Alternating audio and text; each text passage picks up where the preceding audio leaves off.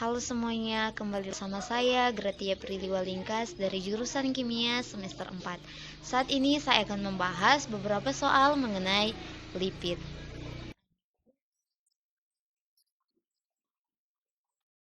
Jadi soal yang pertama, apa yang dimaksud dengan lipid? Lipid berasal dari kata lipos dalam bahasa Yunani yang berarti lemak. Secara definisi, lemak adalah senyawa organik yang terdapat di alam dan sukar larut dalam air, tetapi mudah larut dalam pelarut organik nonpolar, misalnya hidrokarbon atau ether.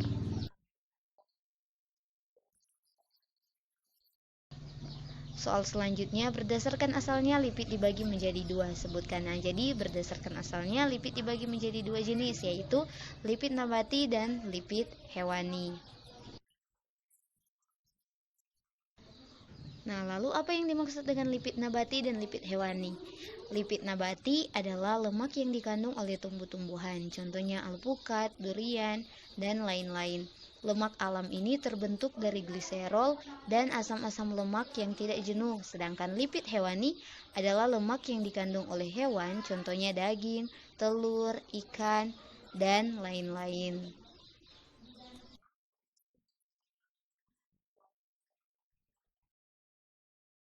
Nah, selanjutnya apa perbedaan lipid nabati dan lipid hewani?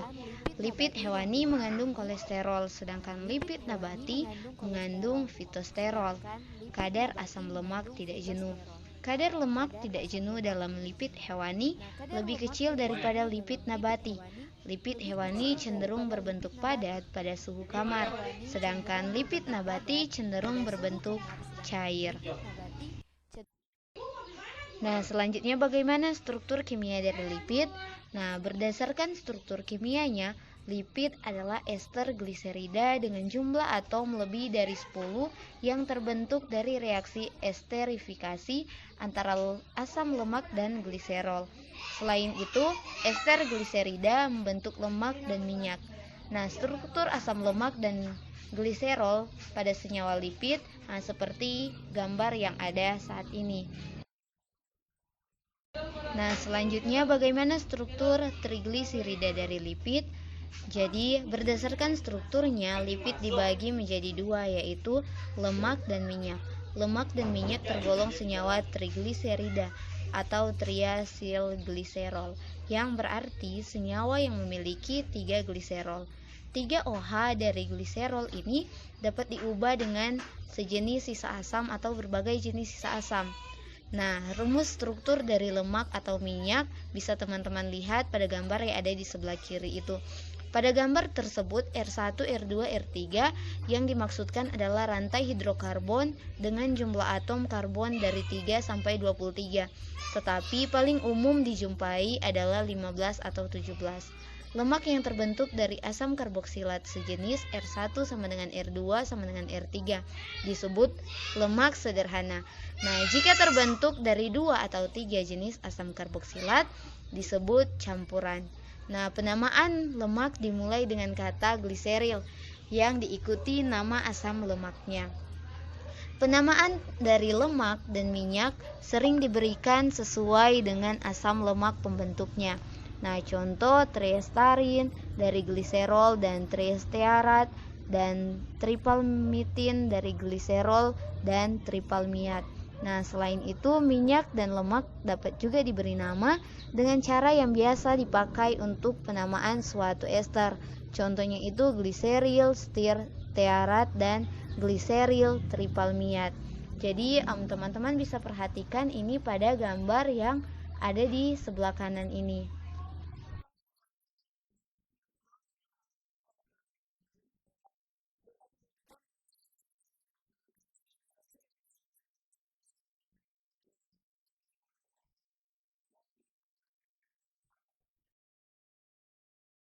Selanjutnya, apa perbedaan lemak dan minyak?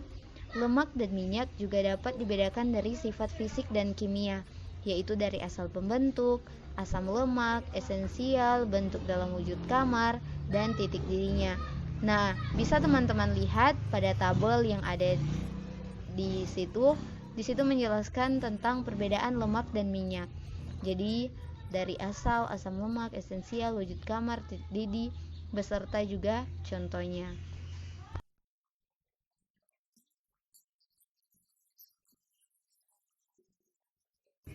Selanjutnya, jelaskan 3 reaksi kimia yang terjadi pada lipid. Nah, di situ ada 3 reaksi, yaitu reaksi pembentuk hidrolisis, reaksi saponifikasi atau penyabunan, dan reaksi hidrogenasi. Namun untuk lebih jelasnya, saya akan menjelaskan satu persatu mengenai reaksi-reaksi ini. Jadi yang pertama, reaksi pembentukan hidrolisis. Jadi teman-teman bisa lihat bahwa reaksi pembentukan hidrolisis adalah 2 reaksi yang saling berkebalikan. Di situ dijelaskan untuk reaksi pembentukan lemak, asam lemak ditambah gliserol menghasilkan lemak tambah air, dan sebaliknya untuk reaksi hidrolisis lemak dari lemak ditambah air menghasilkan asam lemak tambah gliserol.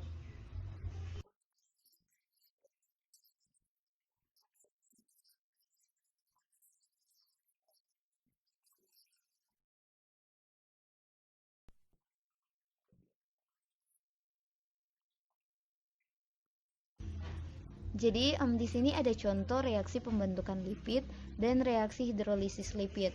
Jadi dari pembuatan gliseril tripalmitin dan pembuatan gliserol. Jadi bisa perhatikan untuk contoh reaksi kimianya yang ada saat ini.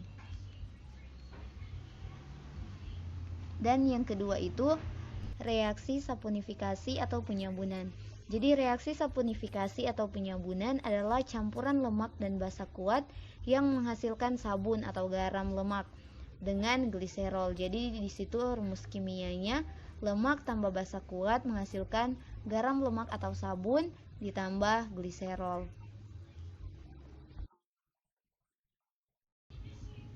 Nah, teman-teman, sabun dibagi menjadi 2 jenis, yaitu sabun keras dan sabun lunak. Sabun keras adalah sabun yang terbentuk dari NaOH, contohnya sabun cuci. Sedangkan sabun lunak adalah sabun yang terbentuk dari KOH. Contohnya itu sabun mandi dan sabun kali. Jadi di sini ada strukturnya, teman-teman bisa melihat contoh struktur yang ada saat ini. Nah, selanjutnya itu reaksi yang ketiga, yaitu reaksi hidrogenasi. Jadi reaksi hidrogenasi adalah reaksi penjenuhan lemak yang mengubah wujud lemak menjadi bentuk padat. Jadi teman-teman bisa lihat di situ, itu ada reaksi kimianya.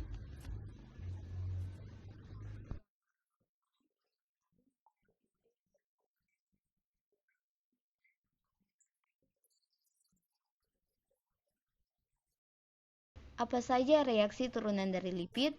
Nah, senyawa lipid memiliki reaksi turunan yaitu terdiri atas fosfolipid dan steroid. Nah, fosfolipid ini adalah turunan lipid yang gugus hidroksi pada gliserolnya diganti dengan asam karboksilat dan asam fosfat. Nah, contoh dari fosfolipid itu antara lain seperti fosfolipid bilayer atau membran sel. Nah, untuk steroid ini adalah turunan lemak yang tidak mengandung gugus asam lemak dan gugus ester. Nah, contohnya itu terdapat pada hormon atau ditemukan pada hormon, yaitu progesteron, estrogen.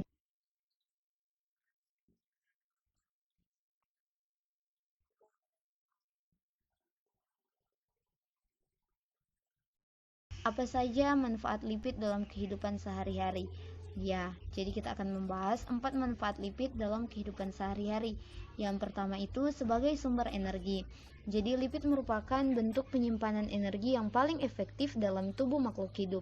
Lipid memberikan energi sekitar 2 kali lebih besar dibandingkan dengan protein maupun dengan karbohidrat. Nah, yang kedua itu insulasi termal atau panas. Jadi mamalia mempunyai lapisan lipid di bawah kulitnya yang berfungsi sebagai insulasi termal. Nah, contohnya itu pada ikan paus dan anjing laut yang hidup di dalam laut dingin begitu. Ya, yang ketiga itu sebagai pelindung organ tubuh. Jadi teman-teman ada beberapa organ penting yang bersifat lembut seperti ginjal. Jadi itu dilindungi oleh lapisan lemak. Yang keempat sebagai sumber vitamin atau makanan. Jadi itu ada vitamin A, D, dan E hanya larut lipid begitu.